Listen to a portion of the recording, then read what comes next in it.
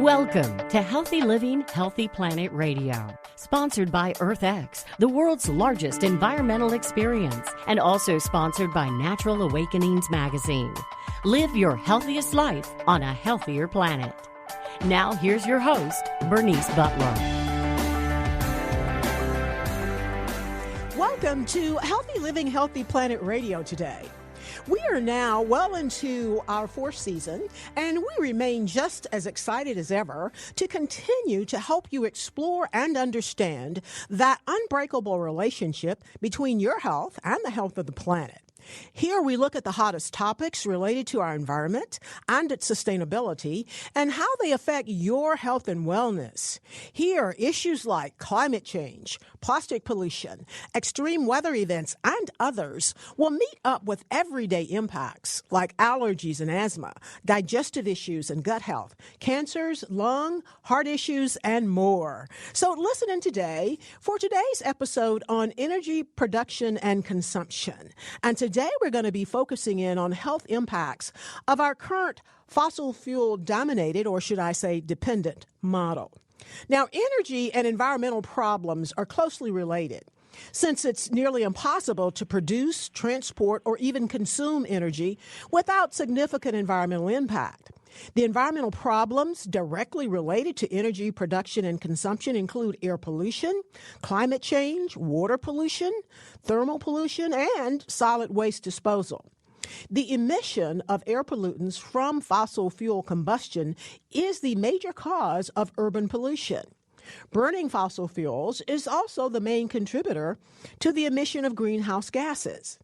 Diverse water pollution problems are also associated with energy usage and production. One problem is oil spills. In all petroleum handling operations, there is a finite possibility of spilling oil either on the earth or in some body of water. And then mining coal, which is used to generate energy, can also pollute water.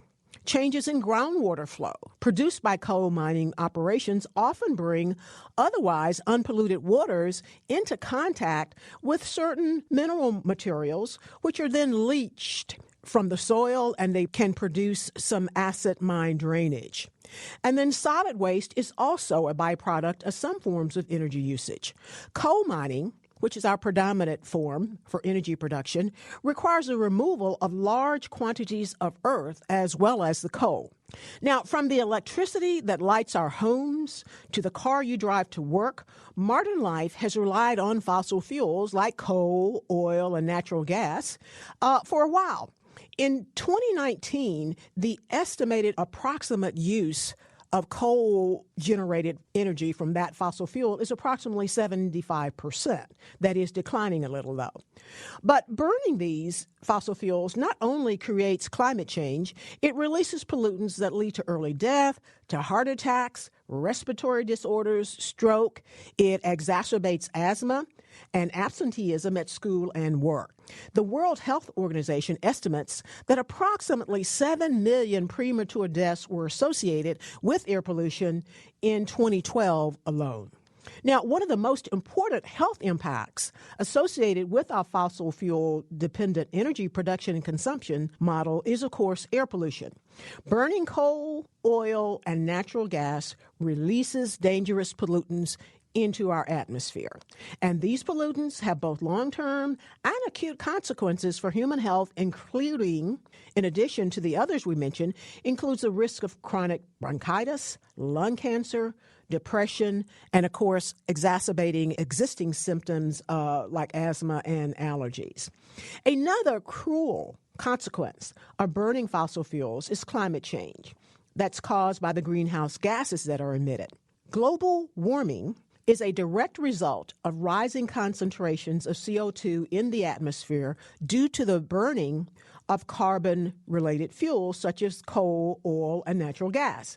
And this has already caused numerous changes in weather patterns around the world, leading to more extreme weather events occurring like heat waves, heavy rain events, and floods that can cause displacement or illness in vulnerable areas and more encroaching into the areas that in the past perhaps were not vulnerable. Furthermore, it will lead to melting glaciers, which affects water levels throughout the world, as well as an increase in disease-causing vectors like mosquitoes carrying malaria to new areas where immunity to them has not yet developed, in addition to many other things, a lot of which we suspect, but haven't yet really proved or done all of the research that's needed. Now, in addition to its sometimes catastrophic health effects related directly to burning fossil fuels, such as air pollution, they also contribute significantly to resource depletion through extraction processes like deep water drilling or mountaintop removal that's used in coal mining. Such resource depletion leads both to environmental imbalances when particular resources become overexploited, but it also leads to public health risk due to contamination via depleted groundwater reserves or nearby water sources when particular chemicals leach out during the extraction process. Today, we're going to look at the various health impacts, though, of using these energy resources.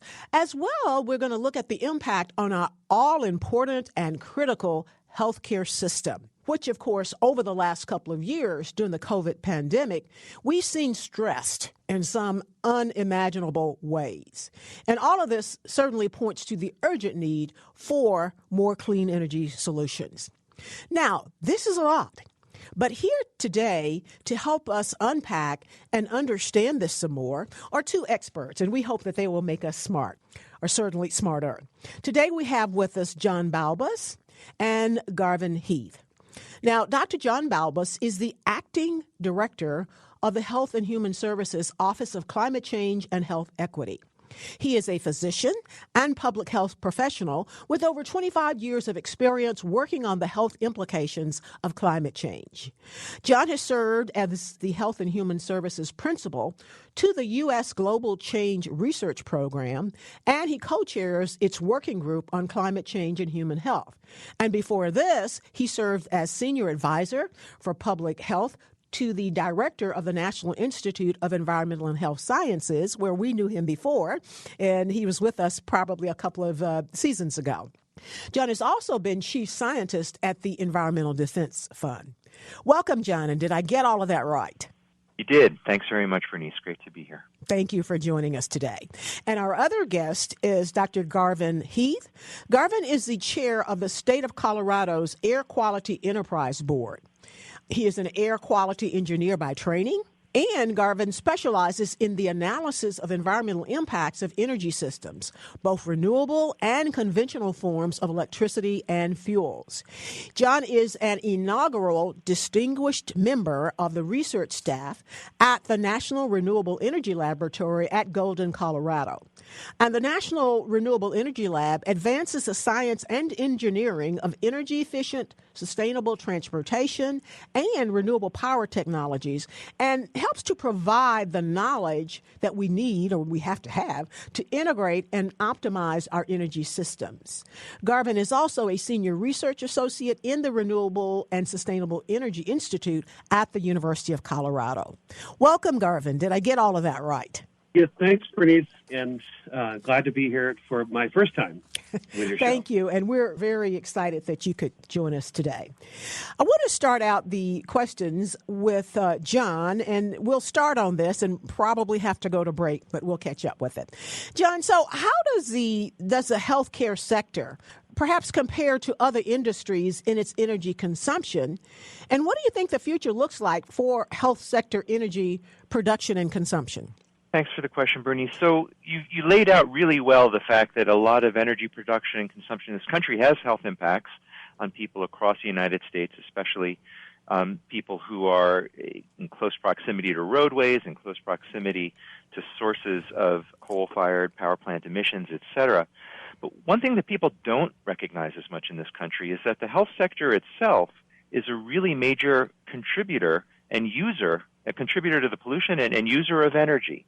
The health sector is the second biggest building-based user of energy in the country.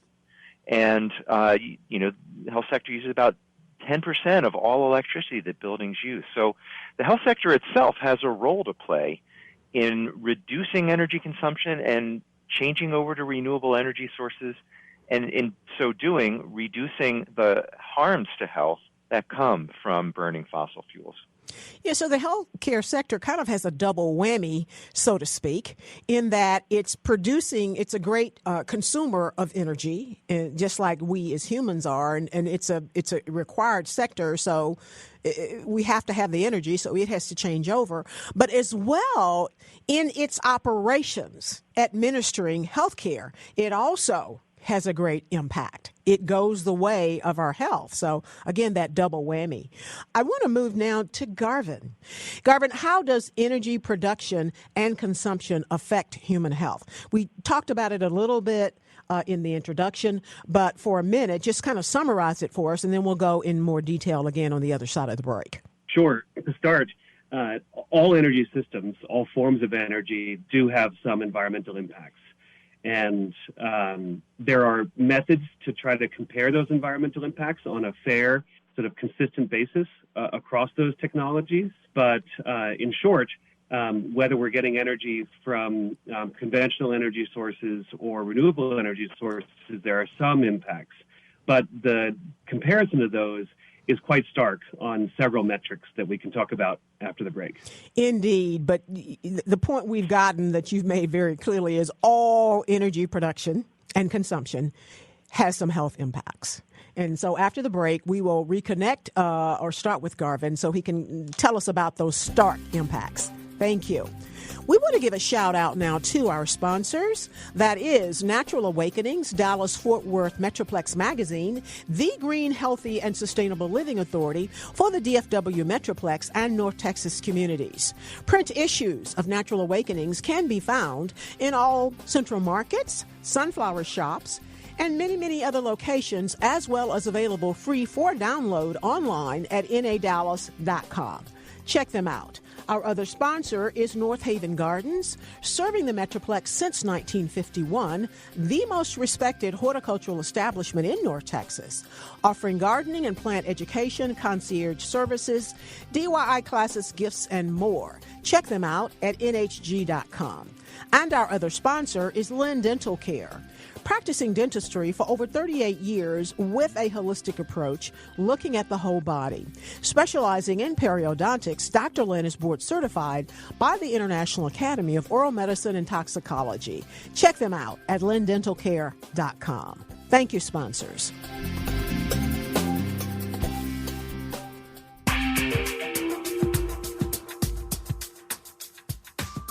Welcome back to Healthy Living, Healthy Planet Radio. To today's show on energy production and consumption, focusing in on the health impacts of our current fossil fuel-dominated model. And we are here today with John Balbus, who is Acting Director of the Health and Human Services Office of Climate Change and Health Equity, and Garvin Hearth, who is chair of the State of Colorado's Air Quality Enterprise Board, as well as with the National Renewable Energy Laboratory in Golden, Colorado. Again, thank you all so much for being with us. And we're going to go back to Garvin, who was talking with us before the break, and made the point that is unassailable is that all energy production and consumption causes health issues. But again, he intrigued us and left us with the fact that the impacts are stark. So you want to take it from there, Garvin? Yeah, sure. So I guess they're starkly different. And there's a method that has been developed over the course of many decades now called life cycle assessment, which tries to account for the full life cycle of any energy technology and the product that it produces. So let's take electricity generation as an example. The product that electricity, no matter what source of electricity generation, it produces a kilowatt hour of electricity. And if we compare on the basis of each kilowatt hour that's generated by the different generation sources, whether it's coal, natural gas, oil as fossil sources, nuclear, or renewable sources like solar photovoltaics, like wind, geothermal, etc. And we account sort of backwards. We look back from the generation of that kilowatt hour and say, where did it come from? And what are all of the attributable impacts from where it came from? All the way from mining a fuel or mining the iron that goes into steel to construct the generation facility, and then through the operation of that facility and maintenance of it over its full lifetime of 30 years is a typical lifetime, for instance, of photovoltaics. Could be 50 years for a coal-fired power plant.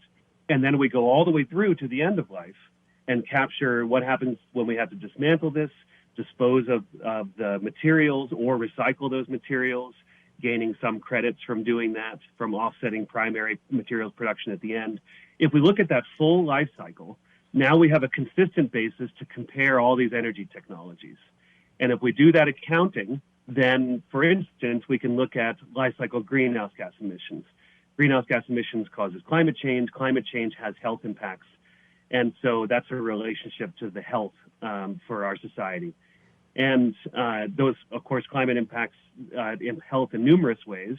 But if we look at just the greenhouse gas emissions on this life cycle, this consistent basis by comparing all the generation technologies, coal has a benchmark value of about 1,000 grams of CO2, of carbon dioxide equivalent gases, so including the accounting for methane, including the accounting for nitrous oxide, 1,000 grams of CO2 equivalent per kilowatt hour. Natural gas, on the other hand, has a benchmark value of around 500, maybe just a little bit less. Renewables and nuclear are at about 50 grams CO2 equivalent or less. Wind is often down around 10. Solar photovoltaics is around 20. Sometimes you get a little bit higher than that. But you can see that that's 2 orders of magnitude lower than coal and at least an order of magnitude lower than natural gas. Just on the life cycle greenhouse gas emissions basis. That's amazing. So, that's amazing. Like you said, that's amazingly or starkly different. And right. I venture to say that is not out there in the public domain. But that's okay, because we need to have things that are easily understandable. But I think we definitely get the point that these fossil fuel generated electricity is highly harmful. Now, let me ask you this. I mentioned a little bit in my intro, and when I was doing research, I kept coming across different figures. But what are your numbers in terms of the percentage of our electric generation that's generated by coal, natural gas, nuclear, and renewables? Yeah, it's been changing over the course of several decades, and in particular over the last decade, where coal had been the majority, I think even greater than 50% of that total, whereas now it's about 30% of the national total. And of course, in some areas it's a lot higher, and in other areas it's a lot lower. But on a national basis, nuclear, I think, is holding roughly steady at around 20%. Natural gas has been gaining on the back of coal losing market share, as have renewables. So gas is now at 40-odd%, and renewables, I think, is around total of 10 to 15%. And of course, partially that depends on how you count hydropower, which is the largest renewable still. But some people don't like to put it in the same category as solar or wind. Indeed, and those are U.S. percentages. I have to think that probably global, it's quite different, isn't it? Or is it? In some ways it's different. In some ways it's broadly similar. I mean, coal is increasing. In some regions it's decreasing, like the U.S. and Europe. In other regions it's increasing, and sometimes relatively quickly. So it's holding more steady globally than the picture in the U.S. or Europe. Gas is increasing in market share pretty much everywhere, but some places maybe not as much because of the coal increase. Renewables are increasing everywhere, but that's as a percent. You can have an absolute increase in renewables and still the percent is the same, or even the percent declines, because overall we're having to grow the generation of electricity globally to meet the growing needs of economies and people as they're developing. Indeed. Thank you for that. I want to ask, though, too, Garvin, I know you have worked on the Association of Air Quality and Health Benefits of electrifying our combustion-based transportation systems and buildings. Will you tell us about what your research is showing? What are the benefits, and what encouraged you all to do this type of research? Yeah, well, we've done that research in a few different contexts. Nationally, we've focused more on just the power sector and a little bit less on the transportation and buildings. We've also done a specific study for the city of Los Angeles and their municipally owned, that is city-owned, Department of Water and Power. So that Department of Water and Power owns power plants in the Los Angeles basin, as well as actually one in Utah that they have direct lines to bring that power into. But as a city, they've even gone beyond the state of California's interest in going to renewables and are doing it faster for the city of Los Angeles. The city of Los Angeles is also a challenging place to analyze going 100% renewable because it's surrounded by ocean on one side and mountains on the other. And so it's actually relatively hard to get transmission lines to get that power into the city. And there's only, obviously, Los Angeles is very well developed. There's not a huge amount of open land to put solar or wind systems into the city itself. So there is some ability to do that, on top of parking lots, on top of buildings. But even maximizing that, you're going to have to get some power from outside the city to bring in. And in that circumstance, they're still able to find, NREL actually helps them to identify pathways to go to 100% renewable. And we also estimated, I led the environmental analysis component of that study called LA 100, or 100% renewable energy for the city of Los Angeles, Department of Water and Power. And we identified the benefits in terms of air pollutant emissions and the resulting air quality and health effects. And they're quite substantial.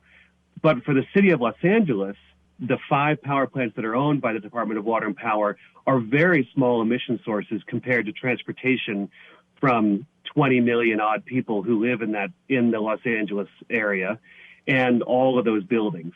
So electrifying buildings and transportation for the city of Los Angeles' circumstance made a much higher impact as far as the benefits to health from the air pollutant emissions reductions, as well as actually improvement to equity outcomes, environmental justice outcomes in the city, were much more greatly affected by transportation electrification and buildings electrification than from going to renewables for the power sector. And I imagine that's really the specific case of Los Angeles, right. But it's also an interesting lesson to think about for potentially how it could apply to other places. Indeed, and I imagine that would have to be different for other places like New York, something like that, where they don't have this car-driven society like they do in L.A. So which would you say, we just have a few minutes to go for break, and then we want to catch up with John on the other side.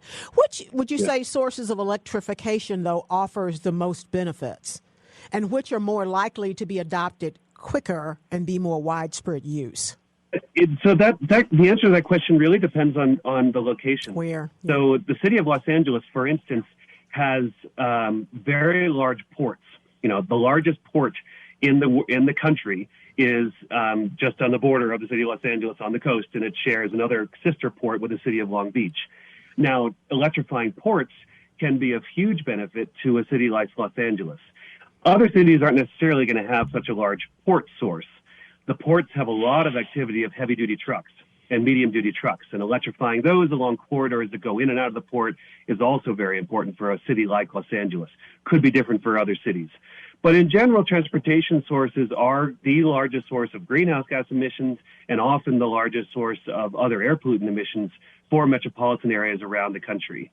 But rural areas, might look different. Agricultural sources might be larger there, and so thinking about electrifying those. But you're basically saying that in terms of energy production and consumption, that there's more harm caused by transportation as opposed to the energy that's generated from our power plants, but that is regional. Yeah, regional, if not local. In general, for instance, for greenhouse gas emissions, the transportation sector has surpassed the power sector as the leading source of greenhouse gas emissions. Indeed. So that's the national picture, but it really varies locally. And I imagine it's different also on the global stage. Thank you so much. We're going to go to break now, and we'll be back with John Balbus with HHS and Garvin Hearth with State of Colorado's Air Quality Enterprise Board and the National Renewable Energy Laboratory. Thank you all.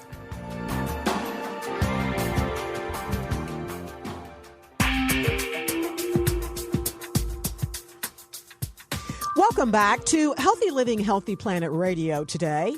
Today's show on energy production and consumption, focusing in on health impacts of our current fossil fuel dominated model. And we are back with John Balbus and Garvin Hearth, and they really are making us smarter. Want to go back to you now, John, and talk a little bit more about the healthcare sector and its double whammy. That double whammy being how it adds to the energy production and consumption ills, but also it's impacted by it. And so I want to focus a little bit now on the impacts of energy production and consumption on the healthcare system. And generally, if you can kind of explain to us what those impacts are and why people should care about it. Sure. So let me just start by making a few things really, really clear when we're talking about energy in the healthcare sector. The first is, as you noted, Bernice, the healthcare sector in this country is maximally stressed by the COVID pandemic, by the many years of the COVID pandemic. And so any kind of interventions we're talking about when it comes to energy in the healthcare sector have to keep several things front and center. First is that we have to make sure that whatever we're doing with respect to energy in the healthcare sector, that it does not in any way impair the quality of care or worsen health outcomes. So everything that we're talking about is not only about reducing the impact of the operations of healthcare facilities on air quality and other kinds of environmental impacts, but it really comes down, some of the most important considerations are that we cannot in any way compromise the reliability of the energy of a healthcare facility, because that is front and center, the most important thing that we have to maintain. And the fact is, when we look at disruptions related to climate change, related to extreme weather, related to other kinds of problems that are disrupting energy supplies, if the grid goes down or if there's massive kinds of hurricanes, floods, like we've seen many, many times in this country and around the world, sometimes the ability to have renewable energy on site and a microgrid is providing a way for that facility to stay in operation where otherwise it would go down and people would have to be evacuated. And we know that that's something that leads to people losing their lives or having complications. If they're in a hospital, they're having to be evacuated while they're dependent on power. That's a really bad thing. So I just want to make it really clear. What we're talking about today is about not only ensuring the quality of care and that health outcomes, if anything, go up and not down from the changes we make, because we're making the systems reliable in a setting of weather disasters, but they also can't cost more. Our health sector is, a lot of facilities, especially community health centers and safety net hospitals, are kind of on the ropes right now financially because of the stresses on them from the COVID pandemic. And again, the good news is that with the reduction in costs of renewables, most of the healthcare facilities that make a switch and start, installing their own solar and having on-site generation are saving money, and that means more money is flowing into the care of patients. Indeed. Well, now I have to call it a triple whammy because you brought in the aspect of cost, which I hadn't dealt with. But John, can you tell us a little bit more? Are there any examples out there, or tell us about some healthcare facilities where they are doing good work in terms of using renewable energy on site and having their own microgrid? Because we've all seen the pictures in reality and sometimes on television shows, of hospitals flooding. They have to move out sick people and all of those things due to a lot of the extreme weather events that are brought on by climate change. So tell us about some things that are actually happening with this.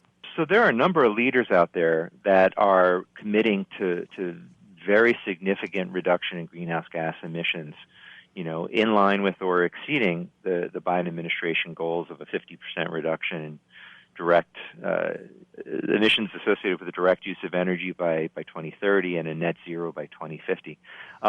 Kaiser Permanente is one of those health systems that is used extensive installation of solar panels, especially on the West Coast. And they're one of the examples where they're noting the decrease in costs associated with that. One of the things that's happening now is that in the wake of Hurricane Maria, where there was such devastating loss of power, and we've documented a really tragic increase in death rates after Hurricane Maria for months because of the loss of access to healthcare systems, either because the roads are damaged, but in many cases just because the healthcare facilities had no power for such a long time.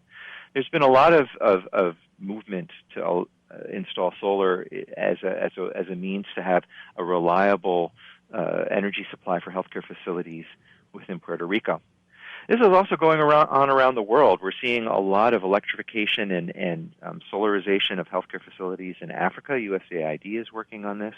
It's really a way. Again, it's in many cases the large hospitals are major consumers, and in some cases it may be hard to have enough to have 100% solar. But it's one of the ways in which healthcare facilities are both reducing their impacts on the communities that they're serving in. Right now, the default is to have a diesel generator that goes on, and a lot of these diesel generators are located right in the communities, and they're sending their emissions right into the neighborhoods. And of course, diesel fuel can be a limiting factor in places like New Orleans, where the power went out for weeks at a time. People started having problems with diesel fuel, and so having on-site renewable continuous power is part of the solution to both the reliability of the system and the quality of the care, but also reducing those health impacts from the emissions. Indeed, and that's a new one I think that people probably had not thought about unless they lived in New Orleans and experienced it, and that's the emissions and the other impacts from the diesel fuel. Now, you mentioned microgrid.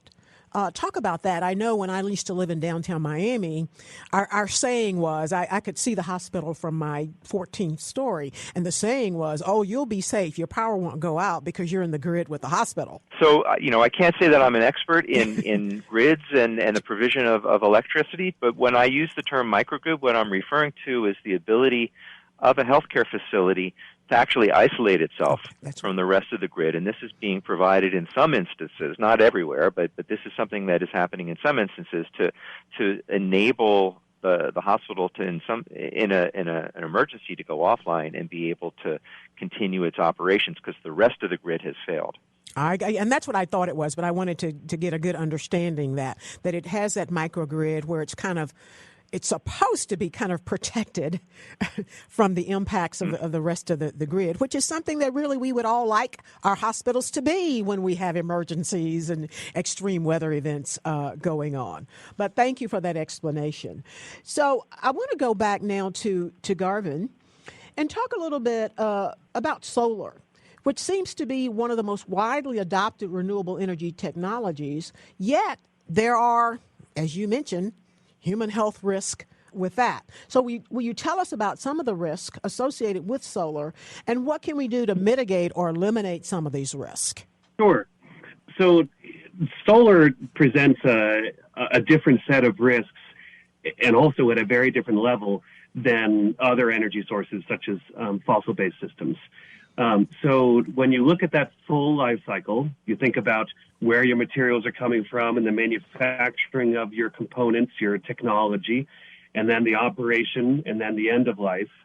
In those three phases, a fossil-based system will have impacts that are centered on the operation, the combustion of the fossil fuel and the emissions that come from that, whether greenhouse gas emissions or other air pollutant emissions, whether handling of the coal ash that comes off of that or handling of the coal, from there, et cetera. Renewables have impacts that are mainly based on this, what we call an upstream stage, which is the manufacturing. Where do materials come from?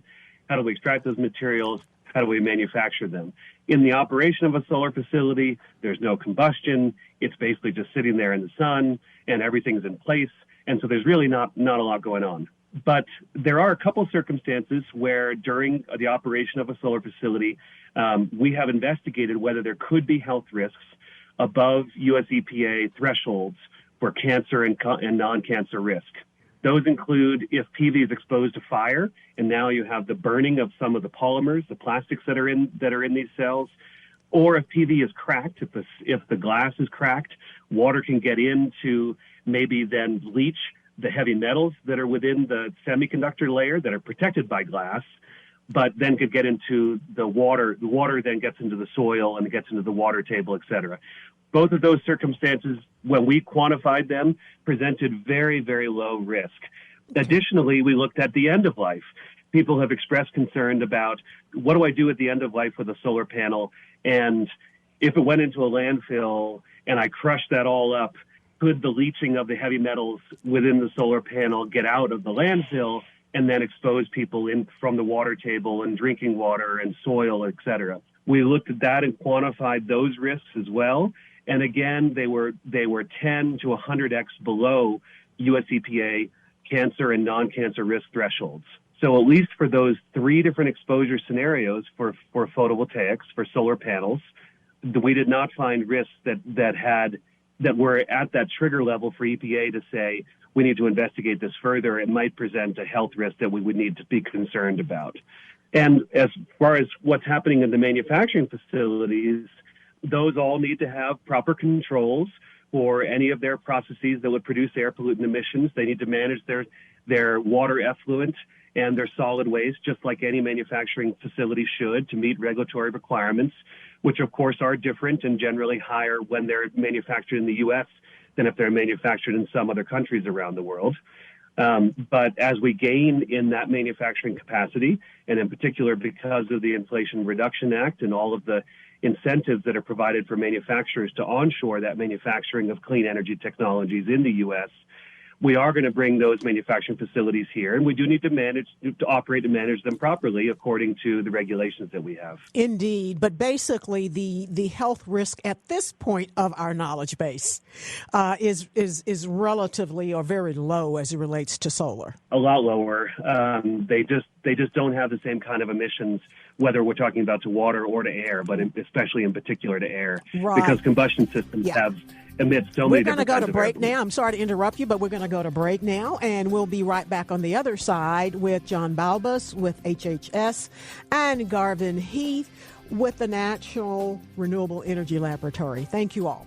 We want to give a shout out now to our sponsors. That is Natural Awakenings, Dallas-Fort Worth Metroplex Magazine, the Green, Healthy, and Sustainable Living Authority for the DFW Metroplex and North Texas communities. Print issues of Natural Awakenings can be found in all Central Markets, Sunflower Shops, and many, many other locations, as well as available free for download online at nadallas.com.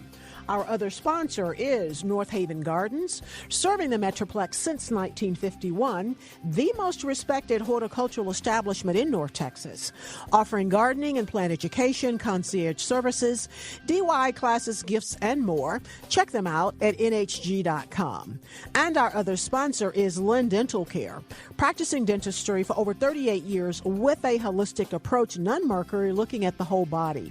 Specializing in periodontics, Dr. Lynn is board certified by the International Academy of Oral Medicine and Toxicology. Check them out at lindentalcare.com. Thank you, sponsors.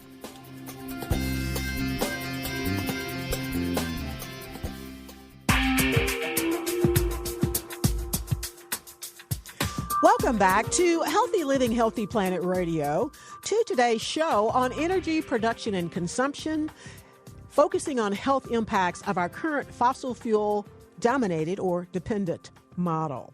And we are back with John Balbus, Acting Director of the Health and Human Services, Office of Climate Change and Health Equity, and Garvin Hearth with the State of Colorado's Air Quality Enterprise Board and with the National Renewable Energy Laboratory in Golden, Colorado. Again, thank you all for being with us, and they really are making us smarter. I want to start this segment back with John. And you talked a lot about, again, what I now know is a triple whammy with healthcare. It's the impacts on their own energy use and production, its operations, the impact of the healthcare they actually provide from the other vestiges of our energy production, as well as the cost. And that's very new for us. But how have climate change-related disasters contributed to health and healthcare problems in our country and globally that we need to really, that you feel that we need to really focus in on? Well, right, because if we just look at the last 3 years, we see a lot of examples, and we've talked about some of these. So, we've been in the midst of a pandemic. We've been locked down. We've been, in a situation where emergency rooms and intensive care units have been full. And yet we have had increasingly severe and in some cases relatively unprecedented climate change-related extreme weather events that have either worked to compromise the healthcare facility directly through impacts of flooding or loss of power, or put huge stresses on people in the communities. So, this includes things like the unprecedented heat dome in the Northwest, where, we had hundreds of deaths because that area, did not have the same kind of prevalence of air conditioners in buildings. They weren't used to that heat. It was heat that the buildings weren't built for. So there was a tremendous health impact. But at the same time, the healthcare facilities were reeling too, not just from the challenge to their cooling systems, but there were also concomitant wildfires at the exact same time. So there was a lot of issues there with the smoke getting into the healthcare facilities and the kind of filtration that they needed to keep the air quality inside the building healthy for their patients. So that's one example.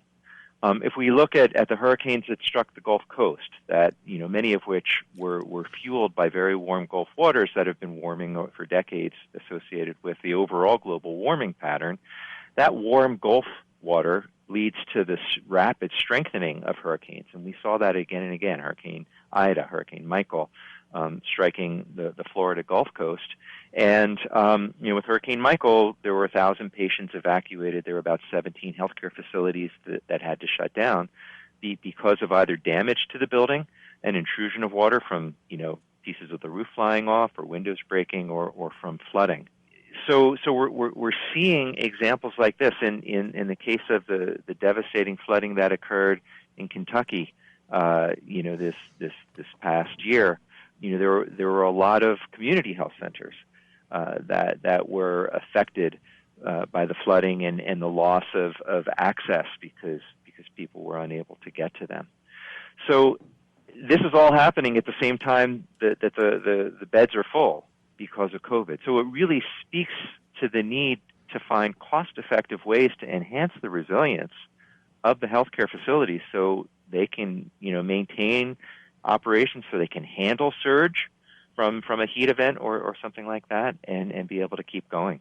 So what have we learned, John, in terms of healthcare system, healthcare facilities, and natural disasters? And I don't know, I guess you could call COVID a natural or disaster, or natural disasters, or health pandemics and climate change. What do we learn from that? Well, I hope we're learning the lessons we need to learn, and there's one big lesson that I talk about that the COVID pandemic has just made very, very stark, which is that the people who are affected the worst, who suffer the most in the case of the COVID pandemic, are in many cases the very same people who are most at risk and suffering the most in the setting of a heat wave, in the setting of a flooding event, in the setting of a wildfire.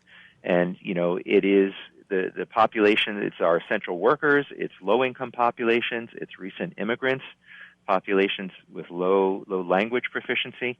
I talk sometimes about Hurricane Ida, which came in and struck the coast in Louisiana and caused a lot of problems in Louisiana.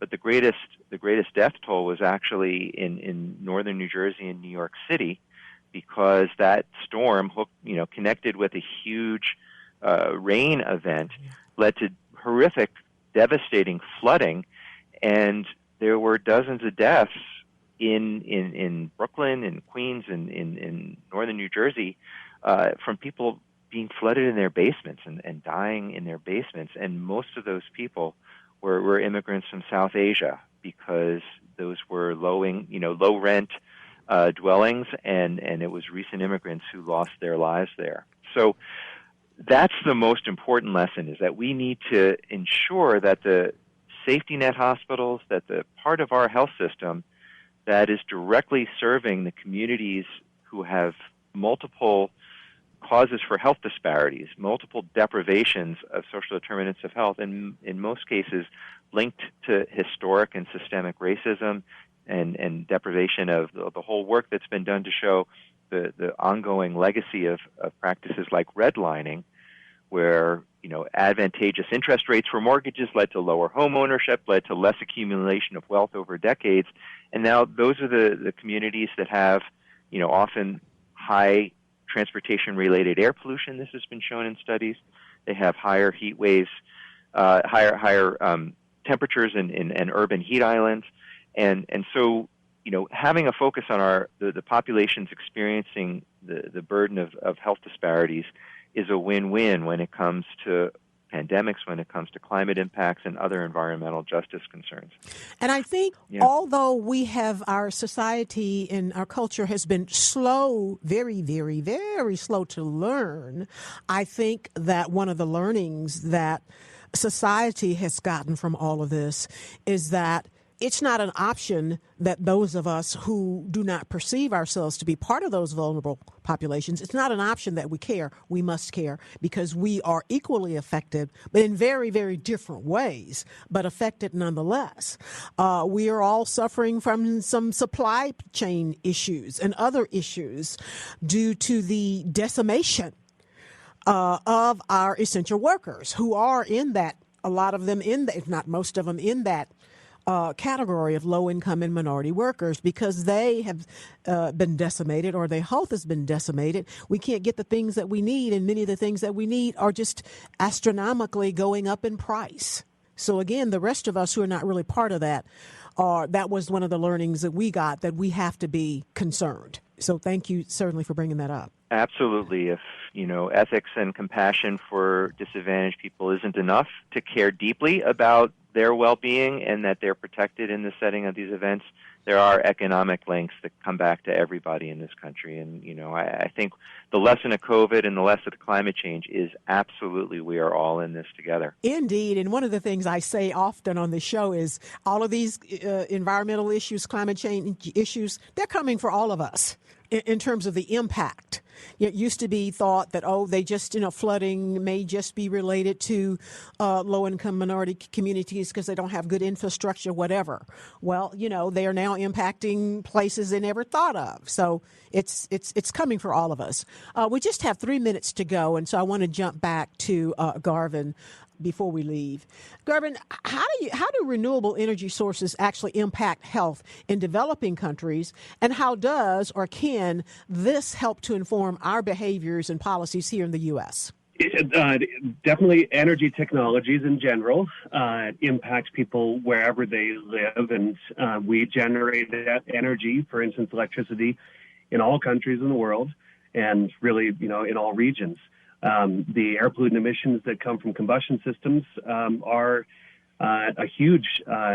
extracting a huge toll of death and morbidity, so disease, not death, but disease outcomes around the world, in particular from coal, but also from other fossil fuel sources. We completed a recent study for the 10 Southeast Asian countries and looked at scenarios of renewables displacing some of the growth in electricity generation sources like coal and gas in that region because of expected electricity generation growth or demand, and that would be met by increasing the number of generators, number of power plants, and coal providing a continued large share of that.